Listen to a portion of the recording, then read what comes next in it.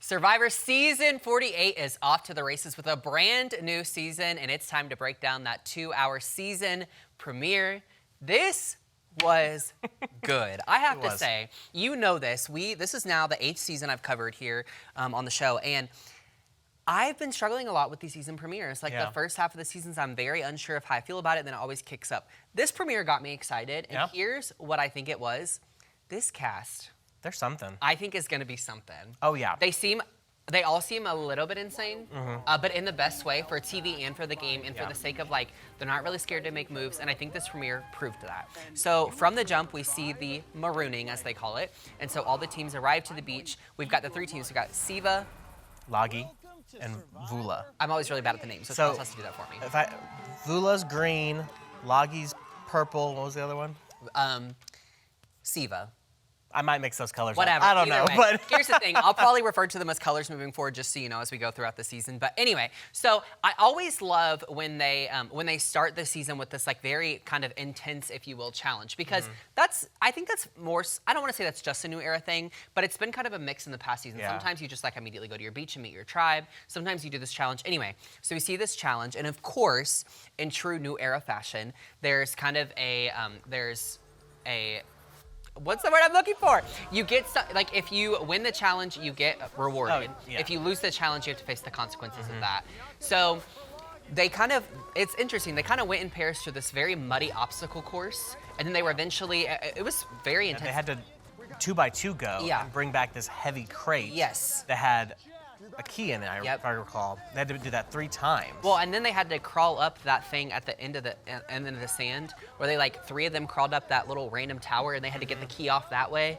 And then you unlocked everything, did the puzzle, blah, blah, blah. So what was interesting is, first of all, we see one guy, I do not remember his name, maybe Jonathan? Kevin?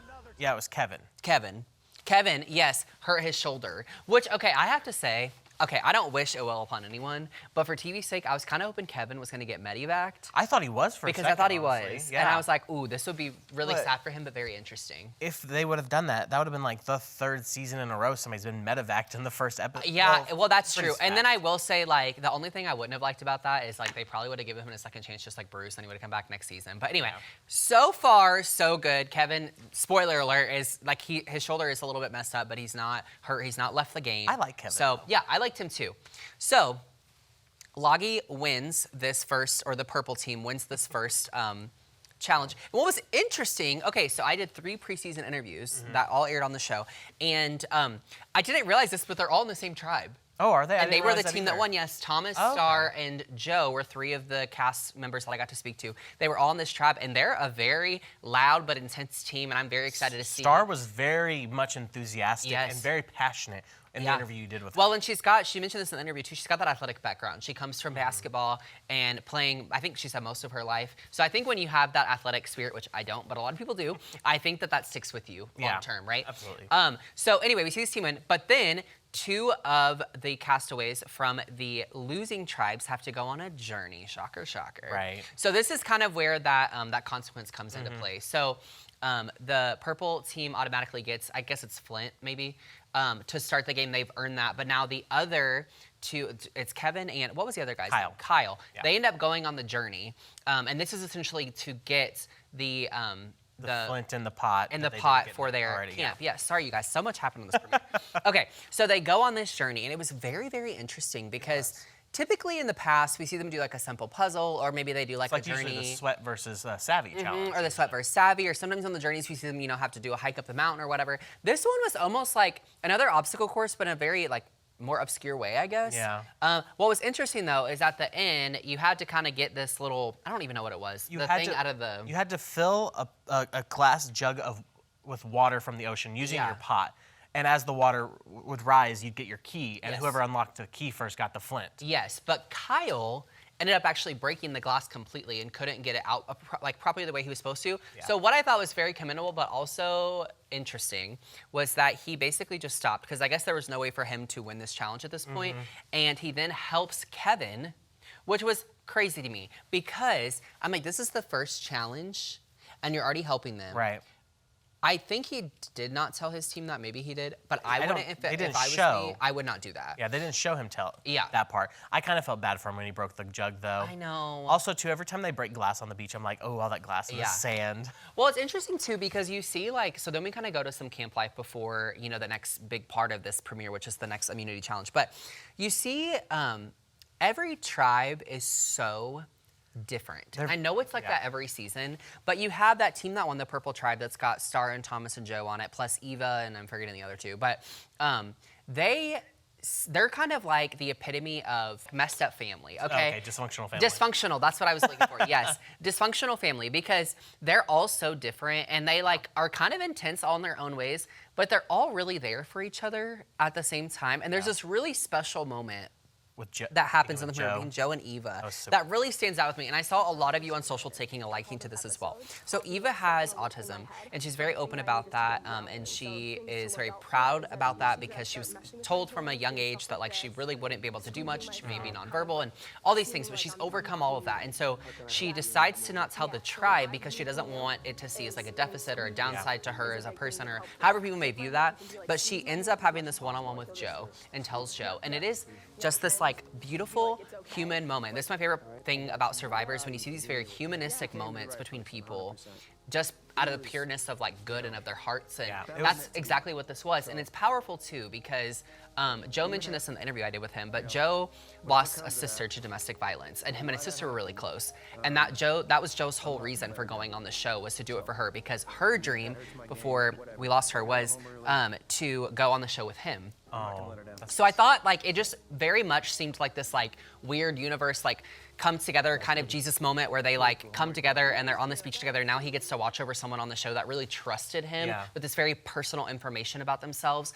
And it was just really, really, really cool. And like I said, a lot of people, fans on social media really liked that moment, the fact that it was aired as well. It was a very touching moment. Yeah. You know, we do kind of our little bets on who we're going to pick, and that kind of solidified why I kind of picked Joe. Yeah. He's very kind, and I feel like he's going to go very far with that kindness. Yeah, I think so too. The other interesting thing, I think it's the Green Tribe, don't remember the name, but that tribe is a hot mess. It's so the Green. You've got Sai, who is very opinionated, and she will do her own thing and doesn't care what you're... She's one of those people where I'm like, I want to be on your good side because I don't want to know what it's like on your bad side, but she's like also a terror a little bit. Yeah. And it's very much so, in a game like Survivor where you should be a team player, especially the first half of the game, she is very much so my way or the highway. Yeah. And I just would struggle with that real hard. Well, they even called out, oh, she's not socializing. She's been gone for so long, she's out there looking for the idol. I mean, granted, she did find that hidden immunity idol. She found the hidden immunity idol, which was really interesting. But at the same time, I do think she's playing really strong. But to her credit, she grabbed those boys on that tribe and she befriended them real quick. They put her trust in her. And that's the thing about Survivor is sometimes it's just about those first conversations you have are the most vital. Yeah. And so I think that proved that to her, you know, as well, which was interesting. Okay, so then we get to the immunity challenge, and I loved this immunity challenge. It was really interesting because this is the one where you get through the first part, and then you have to take that giant crate and you move it down two different kind of like assembly line type things. And this is all just to get your puzzle pieces to then take to the top, and you got to throw everyone up the top. And I just always love the big obstacle course that have all these large pieces. I'm always very impressed by Survivor production that they can do that on an island. It's kind of crazy to me. But anyway, this was really interesting because it was really close. Very. So I believe it was Purple that won first, which shocker because they also won the first challenge, so they're just a really strong team. So it comes down to Green and Orange, and it was so close. And I genuinely thought that the Green team was going to win. Well, and Orange was in the lead for the longest time. And well, that's what the threw puzzle, me. they fell back. Yeah, they fell back a little bit. Well, so Orange ends up picking it up and beating out the Green tribe, which was interesting because of all these dynamics we talked about, because Sai and kind of these other key players are on that tribe, and so I'm like, you have no idea how this is going to pan out whenever we get to tribal council. Well, and with the Green team, when they're doing the puzzle, I feel like, if I'm remembering correctly, I noticed that they were kind of like, both of them were doing one puzzle piece at a time, instead of like each taking a piece, you know? And then their puzzle almost fell apart. I thought it was. Yeah. It was so everywhere. Well, and here's the other thing. one of the girls on the tribe who ends up kind of being one of the two people that does the puzzle. She had Stephanie maybe. She had stepped forward and said like, "I'll do it." And here's what I think about puzzles. Puzzles are so crucial on Survivor. So if you don't actually have the ability or the skill to take that on, which is fine, not everyone does. Right. I would be horrible at puzzles. Don't step forward. Because in my opinion, especially this early in the game, anybody's looking for any reason to vote, any easy reason to vote you out because you don't want to build too big of a target or make too much blood in the water from the jump. And so I'm like, she's already put a target on her back. So then we get to camp, and of course, in true Psy fashion, it's kind of like Psy and the guys versus Stephanie and, what was her name? Was it Mary? I cannot. I don't know. Anyway, the other two girls on the tribe, it's like them two versus Psy, and then all the boys are in between. So we get to tribal council. It's a crazy trial. And I did not think it was going to be all that exciting because I'm like, it's the premiere episode, and it was like the last 10 minutes, and I was like, maybe it's just nothing. It's an easy vote out. Let me tell you, that was one of the best first tribal councils I have ever seen. Stephanie, I believe was her name. Her and Psy just went at it. Psy was talking a lot of smack as she did the whole premiere, and Stephanie did not let up on her, which I really appreciated. Because here's the thing, regardless of who went or who was gonna go, I think it's important to stand your ground because one, you should always go out fighting, in my opinion, on Survivor. Never just let them get you out or never go home with that on your pocket, all those kinds of things. But secondly, I think throwing out that information is good because I think that potentially puts a bigger target on Psy. Oh, absolutely. So if you're going to be the one to go, or if Psy's going to be the one to go, I'm of the mindset that you should kind of put more flack on that person that you're against, because maybe if you guys lose next week, maybe that person's out because they're just realizing like this is not a person we need around. You know, so even though you may be the person going now, I think you do still have a part in maybe getting someone out in the future without maybe realizing it, which is an interesting part of the social game of all of this. Stephanie ends up going, which was kind of sad. But I have to say, I don't love the shot in the dark thing. And Stephanie ended up using her shot in the dark. The thing I don't like about that is if you use your shot in the dark, you automatically lose your vote. And Stephanie, and I think her name was Mary, I'm not sure, I'm so sorry about the names on this. That could have been too strong. And if they just would have had one more vote, they could have gotten Psy or someone else potentially out or done a revote and done some reworking, but that's just not how it went, and that was like kind of annoying to me. At least in the edit, they didn't show like Stephanie campaigning too hard against Psy either. I mean, maybe Stephanie just didn't realize how hard Psy was going to come after her though either. But here's my take on the Green Tribe. You know, in the past few seasons, if you're on purple, you're kind of doomed. I feel like the green team is our purple of the season. I feel like they're going to be the ones at tribal quite a bit. And be very, like you said, a dysfunctional group. Well, and I think their tribe strength is not in physicality per se compared to maybe some of the other tribes. And I think when you have these very intense physical-based challenges, especially when they're still in tribes, still in teams, and they have these very large obstacle courses like we've been talking about, I think physicality does play a point into it. Not that I'm all about keeping the strength of the physical size of people, because I think that's a weird way to go about it too. But anyway, I think they're a little bit more behind as far as that goes compared to some of the physicality of the other tribes. So I think that will play against them. But it's going to be a really, really interesting season, I think. And I've mentioned this a few times on the show, but something that keeps standing out to me is how Jeff had mentioned in the season preview that this was the season, like if he had to define this season, it'd be the season of pairs. And I don't think that's something we've seen a lot of.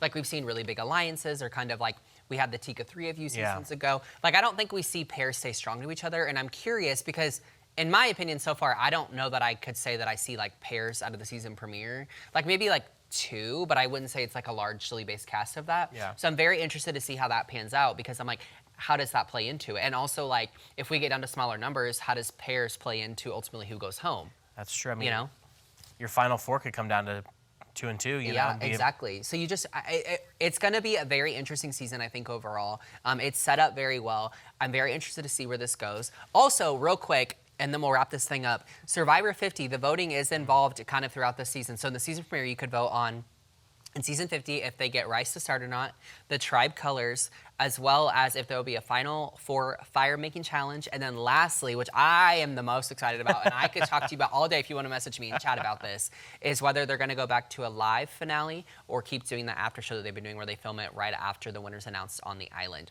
So go take part in that. I believe it's like survivorvote.go or something. I don't know. We'll put the website in, but go check that out and tune into Survivor, brand new episode tonight on CBS. Do not miss it, and let us know what you think.